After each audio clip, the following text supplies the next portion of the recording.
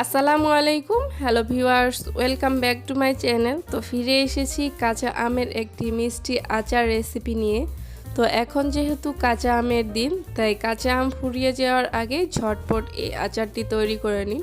আমি খুবই সিম্পল এবং সহজ পদ্ধতিতে আচার রেসিপিটি তৈরি করে দেখাবো। ভিডিওটি দেখে যে কেউ তৈরি করতে পারবে। তো আচার বানানোর জন্য এখানে আমি 6টা আম নিয়ে নিয়েছি মিডিয়াম সাইজের।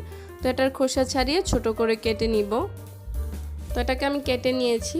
এই আমটা এক সপ্তাহ আগে গাছ থেকে পাড়া হয়েছিল, এই জন্য এটা একটু নরম হয়ে গেছে। তো এখন এটাকে আমি সেদ্ধ করে নিব। তো এই জন্য চুলায় একটা প্যান বসিয়ে দিয়েছি আর প্যানে আমগুলোকে দিয়ে দিচ্ছি। আর এর মধ্যে দিয়ে দিচ্ছি হাফ কাপ পানি। তো এই আমগুলো সেদ্ধ করার জন্য আমার হাফ কাপ পানি যথেষ্ট।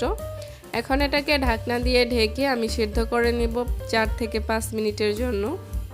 তো ফিরে আসলাম 5 মিনিট পর। এর মধ্যে কিন্তু আমগুলো খুব ভালোভাবে সেদ্ধ করা হয়ে গেছে। এখন এই আমগুলোকে আমি একটা হাতের সাহায্যে ভেঙে নেব আর খুব ভালোভাবে পিউরি তৈরি করে নিব। তো এদিকে চুলায় আমি আবারও একটা প্যান বসিয়ে দিয়েছি আর এর মধ্যে দিয়ে দিচ্ছি 4 টেবিল চামচ সরিষার তেল। আর এই তেলের মধ্যে এখন আমের পিউরিটাকে দিয়ে দিচ্ছি। তো এটা কিন্তু অবশ্যই সরিষার তেল দিয়ে তৈরি করতে হবে। আর দিয়ে দিচ্ছি 1 কাপ চিনি। তো চিনিটা আপনারা আপনাদের স্বাদ মতো দিয়ে নেবেন। কিছু আম অনেক বেশি টক হয়, আবার কিছু আম মিষ্টি থাকে, তো সেটা বুঝে আপনারা এই চিনিটাকে দিয়ে নেবেন। এখন এর মধ্যে দিয়ে দিচ্ছি সামান্য পরিমাণ লবণ। লবণটা দেওয়ার কারণে কিন্তু এই আচারের টেস্ট আরও বেশি বেড়ে যায়। তো আপনারা চাইলে এটা স্কিপ করতে পারেন। এখন এর মধ্যে আমি একটা মশলা দিয়ে দিচ্ছি। তো এখানে আমি লং, এলাচ, দারুচিনি, তেজপাতা, জিরা সব গরম মশলা মিলিয়ে একটা মশলা তৈরি করে নিয়েছি, সেটাকে দিয়ে দিলাম। এখন খুব ভালোভাবে নেড়ে চেড়ে এটাকে আমি জাল করে নেব।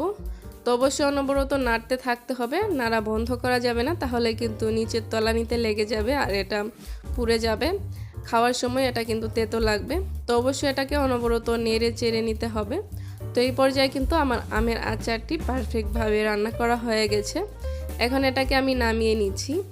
আসলে এটার লুকটা দেখেই বুঝতে পারছেন যে এটা দেখতে কতটা সুন্দর হয়েছে। তো এটা দেখতে যত সুন্দর, খেতেও কিন্তু অসম্ভব মজার।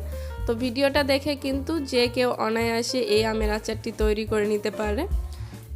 আশা করছি আমার আজকের সিম্পল এবং সহজ এই ভিডিও রেসিপিটি ভালো লেগেছে। যদি ভালো লেগে থাকে অবশ্যই একটি লাইক দিবেন, কমেন্ট করতে ভুলবেন না।